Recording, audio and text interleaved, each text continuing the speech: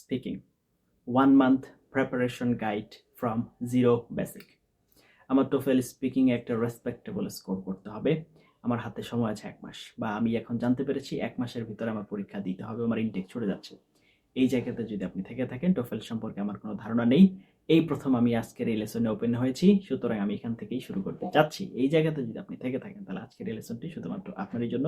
Before that, welcome to our channel TOEFL Bangladesh, number one organized platform in Bangladesh for TOEFL preparation. We're trying to make your TOEFL preparation easy. আমাদের পক্ষ থেকে সর্বোচ্চ। তো চলুন অন্য আলোচনায় যাওয়ার আগে সর্বপ্রথম আমরা জানি TOEFL স্পিকিং এটা একটা প্রোডাক্টিভ স্কিল ল্যাঙ্গুয়েজ। পরীক্ষার সিকোয়েন্স অনুযায়ী এটা হচ্ছে 3 নম্বর পার্ট। টোটাল পার্টের আপনার টাইম ডিউরেশন হচ্ছে 16 মিনিটস। এখানে 4টা ভাগ আছে, প্রত্যেকটা ভাগে 4 মিনিটস করে, এবং সবগুলোতে আপনার একটা করে কোয়েশ্চেন থাকবে। তো সেগুলোর ডিটেইলিং আজকে আপনার জানবো। আপনি যদি 24/7 আমাদের সাথে কানেক্টেড থেকে টোফেল প্রিপারেশন নিতে চান, please like our Facebook page and join our Facebook group, সেগুলো লিংক ডেসক্রিপশনে দেওয়া আছে। আর আপনি যদি টোফেল রেজিস্ট্রেশন, টোফেল সেন্টার বা টোফেল প্র্যাকটিস করবেন, সাবস্ক্রিপশন কিনতে হবে, এই ধরনের কোনো ইস্যু থাকে, প্র্যাকটিস ম্যাটেরিয়ালস দরকার, মক টেস্টে নিজেকে যাচাই করতে চাচ্ছেন, কন্ট্যাক্ট উইথ আস। আমাদের সাথে কন্ট্যাক্টের ডিটেইলস আপনি ভিডিওর কমেন্টে পিন করা অবস্থায় পেয়ে যাবেন। এবার চলে আসি আমাদের মূল আলোচনা, সেটা হচ্ছে টোফেল স্পিকিং। দেখুন, এখানে আপনার দুইটা স্কিলের দরকার হবে, এক ল্যাঙ্গুয়েজ স্কিল, আরেকটা হচ্ছে এক্সাম স্কিল। তো প্রথমে আমরা এক্সাম স্কিলে আসি।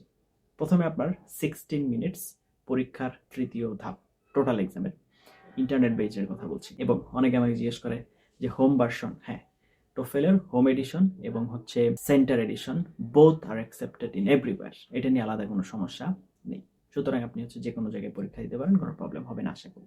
আচ্ছা, এবার আসি 16 মিনিটস 4টা ভাগে ভাগ করা। প্রথমটা হচ্ছে আপনার ইন্ডিপেন্ডেন্ট কোয়েশ্চেন। আপনাকে কোনো একটা আর্গুমেন্ট দেওয়া হবে, যেমন আপনার women higher education is good or bad, এই নিয়ে আপনার তর্ক বিতর্ক শুরু। এখানে আপনাকে বলতে হবে কতক্ষণ? আপনাকে বলতে হবে হচ্ছে 45 সেকেন্ডস। এখানে আপনাকে বলতে হবে হচ্ছে 30 সেকেন্ডস। প্রিপারেশনের জন্য আপনাকে টাইম দেওয়া হবে কতক্ষণ? 15 সেকেন্ডস। 15 সেকেন্ড সময় দেওয়া হবে আপনাকে হচ্ছে প্রিপেয়ার হওয়ার জন্য। তারপর আপনাকে হচ্ছে এখানে বলতে হবে হচ্ছে 45 সেকেন্ডস। এর ভিতরে আপনার হচ্ছে আনসারটা দিতে হবে। আচ্ছা ঠিক আছে, আপনি দিলেন। এরপর দ্বিতীয়, তৃতীয় এবং চতুর্থ পার্ট, এখানে আপনাকে একটা অডিও শোনানো হবে 60 to 90 সেকেন্ডসের। আপনাকে একটা রিডিং টেক্সট দেওয়া হবে, আপনাকে সেটা পড়ার জন্য 45 to 50 সেকেন্ডস টাইম দেওয়া হবে। তারপর হচ্ছে আপনাকে বলতে হবে, প্রিপারেশনের জন্য 30 সেকেন্ডস টাইম দেওয়া হবে এবং 1 মিনিট আপনাকে বলতে হবে। 60 সেকেন্ডস, দ্বিতীয়, তৃতীয়, চতুর্থ, এগুলোর ক্ষেত্রে সেম রুলস। তো এখানে আপনাকে বলতে হবে, ইউনিট টু স্পিক। এখন এখানে আপনাকে যে রিডিং টেক্সট দিয়েছে সেখান থেকে নোট নিতে হবে, আপনাকে যে লিসনিং অডিও প্রম্পট দেওয়া হবে সেখান থেকে নোট নিতে হবে, এবং দুটোকে কম্পেয়ার করে যেটা গুরুত্বপূর্ণ বেশি সেখান থেকে আপনাকে বলতে হবে। এবং এখানে কোনো এক পক্ষের আলোচনা, সে কেন এটা বলেছে, স্ট্যান্ড নিতে হবে, আপনাকে লজিক দাঁড় করাতে হবে, এবং আপনি নিজে থেকে কিছু বলতে পারবেন না, অডিওতে যা বলেছে তার উপরে ভিত্তি করেই বলতে হবে। তো এই হচ্ছে এটার বেসিক রুলস বা বেসিক আলোচনা। এখন কথা হচ্ছে, আমি তো রুলস রেগুলেশন জানলাম, এখন আমাকে বলতে হবে, তাহলে বলবো কিভাবে? বলতে গেলে এখন যদি আপনার হচ্ছে বেসিক সেন্টেন্স মেকিং এর সমস্যা হয়, বা আপনি সেন্টেন্স মেক করতে পারেন না, এই ধরনের ইস্যু যদি আপনার থাকে, তাহলে আমাদের বেসিক ইংলিশের একটা চ্যানেল আছে বাংলিশ। আপনারা ওই চ্যানেলে যে স্পোকেন ইংলিশ ফুল প্লেলিস্ট আপনারা কমপ্লিট করতে পারেন, তাহলে আপনাদের বেসিক ইংরেজির যে বিষয় এগুলো কভার হয়ে যাবে। যেমন ওইখানে গেলে আপনাদের মডেলস ক্লিয়ার হবে, ওইখানে গেলে আপনাদের কমন এক্সপ্রেশন ক্লিয়ার হবে, ওইখানে গেলে আপনাদের হচ্ছে প্রিপোজিশন ক্লিয়ার হবে, কিভাবে আপনি ব্যবহার করবেন, এই ধরনের যে বিষয় সেগুলো আছে এগুলো সবই ক্লিয়ার হয়ে যাবে আশা করা যায়।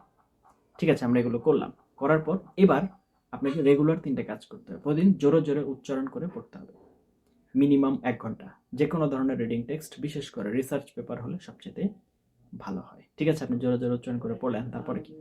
তারপর হচ্ছে আপনাকে ইংরেজি মিনিমাম 2 ঘন্টা শুনতে হবে। যে কোনো ধরনের আপনার অডিও থেকে ভালো হয়, পডকাস্ট শুনলে, একাডেমিক পডকাস্ট শুনলে আরও ভালো হয়। ঠিক আছে, শুনলেন।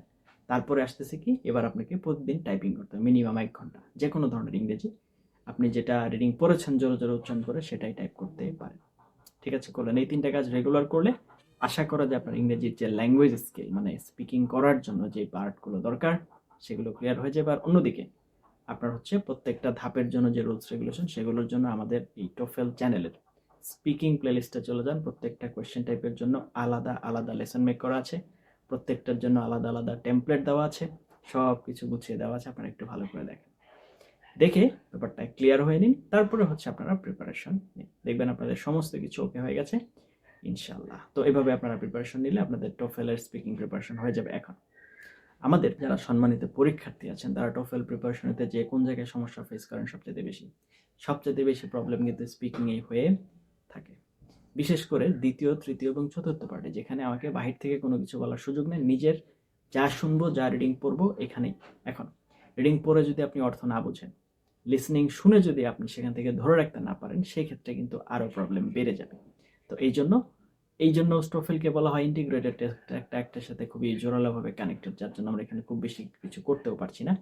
এই জন্য আপনাকে বেশি বেশি প্র্যাকটিস এবং চর্চা করতে হবে, প্রত্যেকটা রুলস রেগুলেশন সঠিকভাবে জানতে হবে। বিশেষ করে দ্বিতীয়, তৃতীয় এবং চতুর্থ পার্টে আপনি যখন রিডিং পড়বেন তখন যতগুলো নাউন আছে, যতগুলো আপনার এক্সাম্পল আছে, যতগুলো আপনার নাম্বার ফিগার আছে, যতগুলো আপনার কম্প্যারিজন আছে, এগুলো কিন্তু টেক্সট নোট রাখতে হবে। কারণ রিডিং টেক্সট চলে যাবে, তারপর অডিও আসবে, আর অডিও তো আরও মারাত্মক। চোখের সামনে কিছু নাই, আপনি অডিও শুনবেন, তো যখন শুনবেন তখনও কিন্তু নোট নিতে হবে। তো নোট কিভাবে নেবেন সেটাও কিন্তু আমি শিখিয়ে দিয়েছি, বা আপনি দেখিয়ে দিয়েছি যে এই নোটগুলো আপনারা হচ্ছে নেবেন বা এইভাবে নেবেন। তো সেটার জন্য আলাদা লেসন আছে, দয়া করে চ্যানেলে চলে যান, প্লেলিস্টে সেটা যে দেখেন। যদি দ্বিতীয়, তৃতীয় এবং চতুর্থ পার্টে আপনি ভালো নোট নিতে না পারেন, সেক্ষেত্রে আপনি কিন্তু বিপদে পড়তে যাচ্ছেন, এটা কনফার্ম। আপনার এই বিপদ কেউ আটকাতে পারবে না। বিশেষ করে স্পিকিংয়ে ভালো করতে হলে অবশ্যই আপনাকে এই নোট নেওয়া সঠিকভাবে শিখতে হবে, এবং সে নোট থেকে কিভাবে আপনি এগুলোকে আর্টিকুলেট করবেন, কিভাবে একটা আরেকটার সাথে অ্যাটাচ করবেন এবং তারপর বলবেন, ডেলিভার করবেন, সেটাও আপনাকে জানতে হবে। You need to know with clear understanding, এটা আপনাকে জানতে হবে। আদারওয়াইজ বিপদে পড়া ছাড়া কোনো কিছু করার থাকবে। TOEFL is easy if you know all the drills. আমি জানি আপনি পারবেন, আপনার না পারার কোনো কারণ আমি দেখছি না।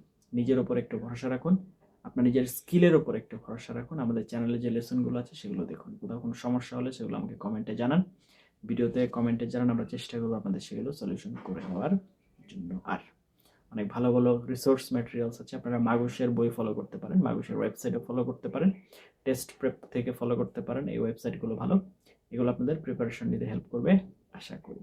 এগুলো প্রিপারেশন নিন। নিজের উপরে নিজে ভরসা না করলে কেউই আপনার উপর ভরসা করবে না। নিজের স্কিলের উপর একটু ভরসা রাখুন যে আপনি পারবেন। TOEFL is not so difficult if you follow all the drills, hopefully and inshallah. তো নিজের মনের শক্তির উপর একটু ভরসা রাখুন, ইনশাল্লাহ আপনি পারবেন, না পারার কোনো কারণ অ্যাকচুয়ালি আমি দেখছি না। জায়গা তোমার সাথে ছিলেন তার জন্য অনেক অনেক ধন্যবাদ। Let's make some other video, till then have a nice time. আসসালামু আলাইকুম ওয়া রাহমাতুল্লাহি ওয়া বারাকাতুহু।